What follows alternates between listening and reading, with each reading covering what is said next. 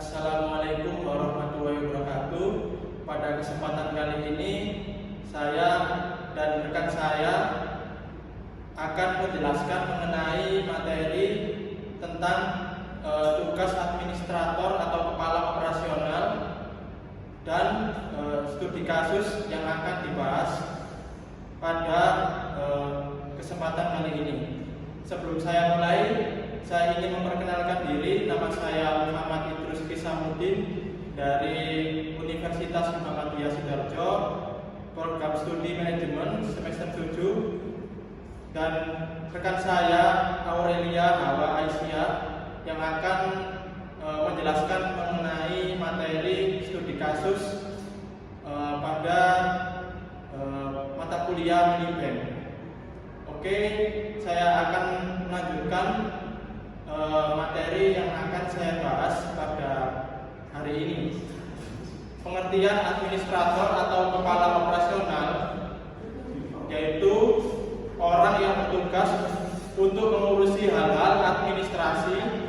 Administrator meliputi direktur perusahaan, pengurus, pengusaha atau pembesar setempat, orang yang mempunyai kemampuan memerintah yang sangat baik dan atau pemimpin di bidang pelaksanaan peraturan, prosedur, dan kebijakan. Administrator adalah orang yang menjalankan fungsi mengelola masalah tertentu, aset, seperangkat aset, perusahaan, dan bisnis. Administrator berurusan dengan pengelolaan sumber daya suatu organisasi, komunitas, atau kelompok yang mengatur, memesan akuntansi atau penyusunan laporan keuangan, mengurus pembayaran ke pemasok, dalam beberapa kasus berhubungan dengan personil yang dipekerjakan hingga layanan kontrak. Administrator adalah perwakilan dari pemilik dan dengan demikian akan memegang kekuasaan untuk mewakili mereka di hadapan entitas dan lainnya. Sedangkan pengertian kepala operasional atau manajer operasional bank adalah seseorang yang memiliki tugas untuk mengkoordinasikan unit-unit kerja, memberikan tugas, melakukan pengawasan, memastikan pengelolaan uang dan surat-surat berharga telah dikelola dengan baik dan benar, serta memberikan izin transaksi dan koreksi. Selanjutnya saya ingin menjelaskan mengenai tugas dari administrator atau kepala operasional bank. Manajer operasional bank bertugas untuk membantu pimpinan cabang untuk mempersiapkan rencana kerja dan anggaran dalam rangka mencapai target bisnis yang telah ditetapkan, memberikan dukungan dalam hal pembinaan, dan mengkoordinasikan unit-unit kerja yang menjadi bawahannya agar mereka dapat mencapai target yang ingin dicapai oleh perusahaan, terutama yang terkait dengan kegiatan operasional dan pelayanan di bank. Memberikan tugas ke bawahannya sesuai dengan strategi yang telah ditetapkan oleh pimpinan cabang dengan tujuan agar bisa mewujudkan pelayanan yang maksimal kepada para nasabah. Selanjutnya, mengkoordinasikan dan melakukan pengawasan pada semua bawahannya, memastikan mereka dapat melaksanakan dan mencapai sasaran rencana kerja yang telah ditetapkan. Terakhir, memastikan pengelolaan uang dan surat-surat berharga telah dikelola dengan baik dan benar sesuai dengan ketentuan yang berlaku untuk menjaga aset bank. Memastikan setiap pelayanan seperti pelayanan kas, dana jasa, dan pelayanan pinjaman serta kegiatan back office telah sesuai dengan ketentuan untuk menghindari risiko yang bisa terjadi. Memastikan semua keluhan yang diberikan oleh nasabah atas pelayanan yang diberikan sudah ditindaklanjuti dengan benar sesuai dengan ketentuan yang berlaku untuk mewujudkan kepuasan nasabah dengan memperhatikan kepentingan bank.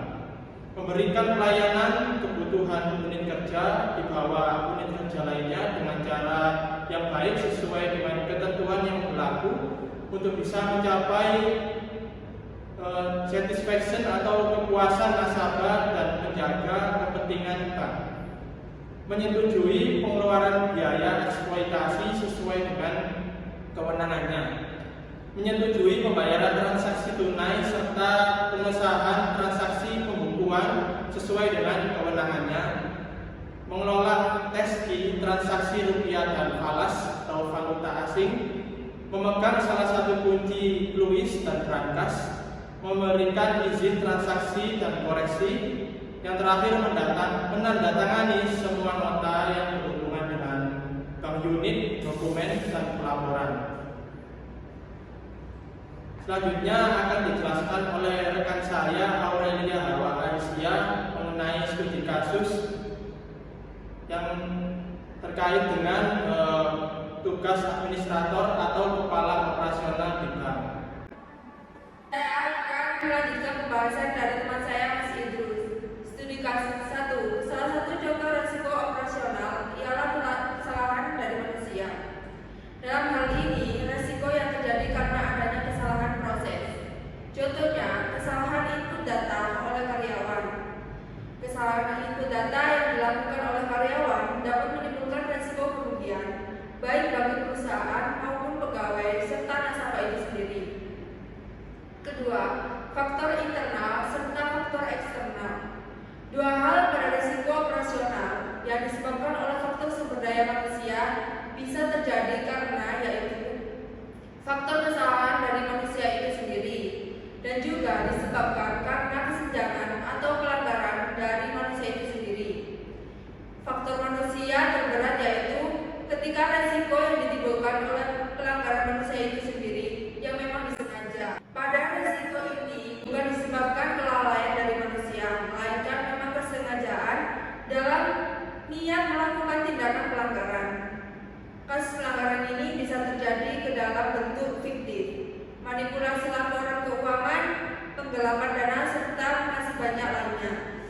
Hal ini bisa timbul karena pengawasan internal yang melemah. Selanjutnya, pada faktor eksternal yang bisa menyebabkan timbulnya risiko operasional ini antara lain tindakan hacker yang merusak sistem teknologi informasi bank dan adanya perubahan regulasi. Pengidentifikasian risiko operasional perlu dilaksanakan pada setiap produk, aktivitas, proses, serta sistem yang ada yang digunakan oleh bank. Pengidentifikasian ini dilakukan melalui dari pemahaman proses bisnis yang dilaksanakan berdasarkan pemetaan operasional utama dari bisnis itu. Yang selanjutnya dilakukan pengidentifikasian pada faktor penyebab yang menyebabkan munculnya risiko operasional ini. Manajemen serta kontrol proses operasional yang tepat dalam meminimalisir pengendalian dan pengurangan terjadinya risiko operasional. Yang kedua, mitigasi risiko melalui peningkatan kualitas kontrol. Hal ini dilakukan dalam rangka meminimalisir potensi kerugian yang dipicu oleh risiko, baik yang berasal dari eksternal maupun internal. Tiga, pada faktor eksternal berupa tindakan hacker yang merusak sistem teknologi informasi bank. Solusi yang dapat dilakukan adalah memberikan sistem keamanan berlapis, terupdate, memantau serta melihat sejauh mana penetrasi keamanan sistem dapat berjalan dengan baik. Keempat, perubahan regulasi dapat mengubah kegiatan operasional bank. Hal yang dapat dilakukan adalah penyesuaian kegiatan operasional dan tindakan korektif dari regulasi yang lama menjadi lebih baik dengan tetap memperhatikan BCG dan standar operasional prosedur perbankan. Sekian penjelasan dari kelompok 11 dan rekan saya. Apabila ada salah kata